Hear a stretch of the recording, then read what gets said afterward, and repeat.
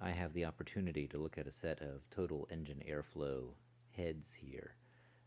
That's this head on the left. This is a stock head from an LS3, and I thought it'd be interesting to just kind of look over them and visually see what's different.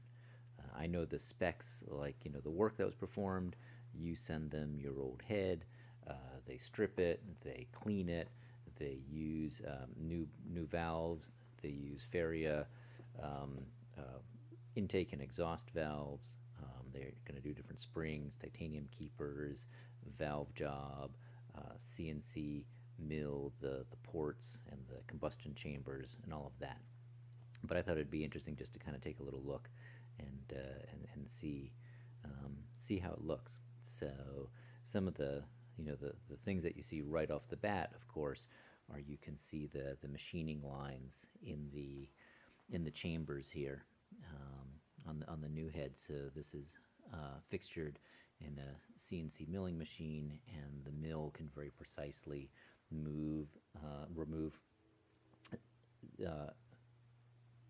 the milling machine can remove a very precise amount of material, so you can keep a very consistent head chamber volume. Where on the stock head, I cleaned this one up a little bit just to get a better look at it.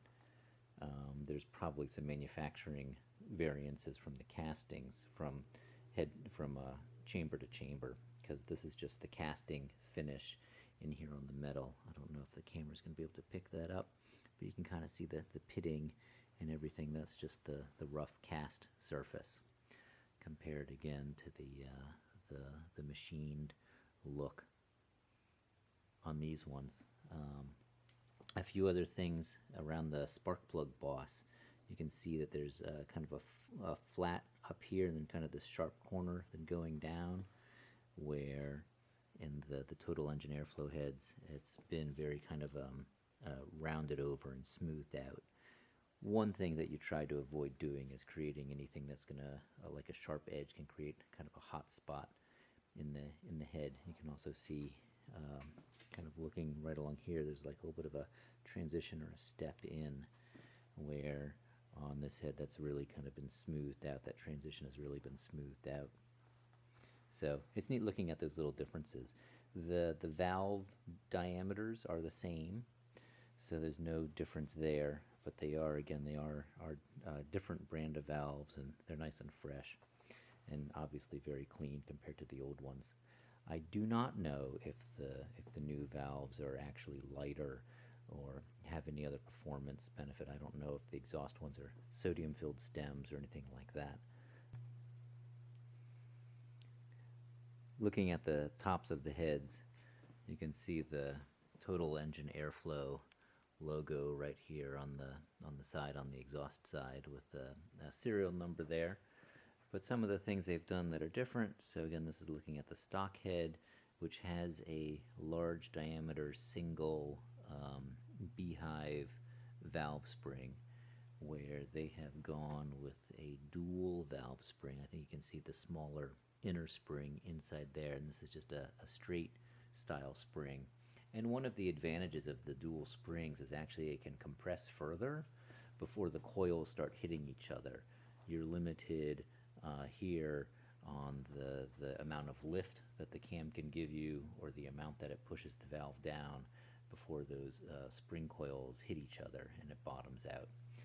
So by going with this style, you can use a higher lift cam that can open the valves more. The advantage of having a valve open more is that the area between the valve head and the valve seat is greater the more that it's open, so you can get more airflow in and out. This one also has titanium spring keepers on it, and then also the retainers, the little clips that go around the valve stem to hold the top of the spring, that spring retainer, in place, are titanium on the new one, which will allow it, it reduces the mass of the valve assembly. That valve assembly has to move up and down quite rapidly. If you reduce its mass, it can do that easier. It can change direction easier because there's less momentum in the system with less mass. That can allow the engine to rev to a higher RPM range. I don't plan to run this engine any higher than the stock 6,500 RPM limit, but it's good to know that the valve train can handle it in case there's an over rev situation or a missed downshift or something like that. I'm trying to shine a light into an exhaust port. So this is the factory exhaust port. You can see the casting around the valve guide in there, and then you can see the stem of the valve going down. And I don't know if you can quite see the backside of the valve there, but if you look in here closely, I don't know if the camera's picking it up, but you can see kind of the rough sides of the casting. You can see different, like the parting line there from the mold. So there's a fair amount of roughness in there, which impedes airflow. So what they've done on the new head is it's all CNC machined. So again, they can fixture the head, and then they have their program on the CNC mill, and it comes in with a small little ball end mill, and can machine that out to make it very uniform and very smooth, or at least that there's no like large protrusions. You don't necessarily want it mirror smooth, because you want there to be a little bit of texture for the airflow to actually create a separation, a laminar separation.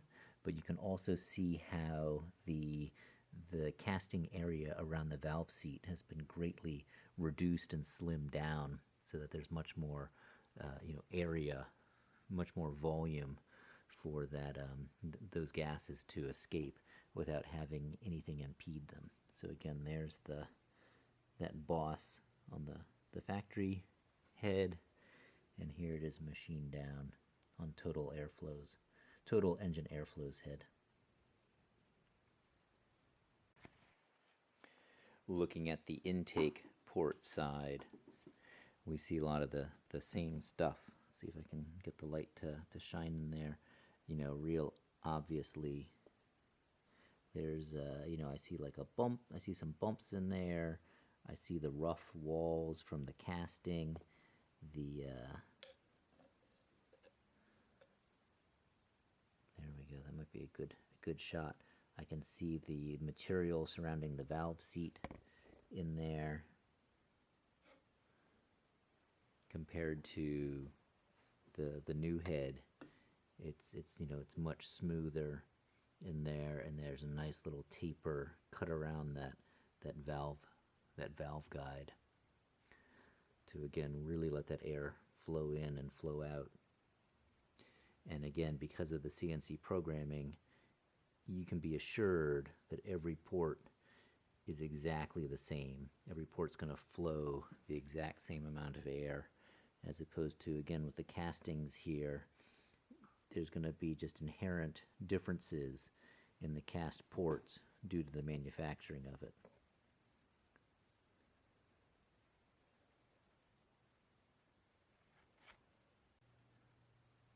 And then finally, one nice thing that Total Engine Airflow does is that they actually provide you with the actual documentation of what it flows.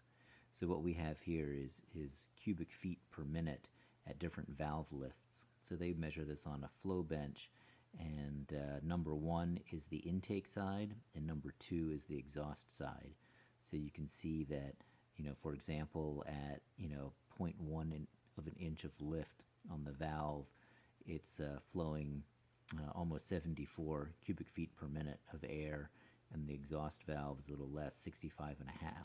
Now, I don't know if you noticed on the other side, but exhaust valves are always smaller than intake valves, because the exhaust has the advantage of the hot expanding combustion gases have a lot more energy, and because they're hot and they're under pressure, they flow out much faster than the fresh air coming in the intake flows. So they always make exhaust valves smaller so that they can utilize some of that area for the intake valves, so they can get as much air in as possible. Getting air out is not as critical as getting air in. And then you can see at the max lift of 0.7 of an inch, The intake flowed 380.9 and the exhaust flowed 290.6. Unfortunately, I don't have metrics for what the factory head flows, but if anyone knows that, it would be interesting to compare.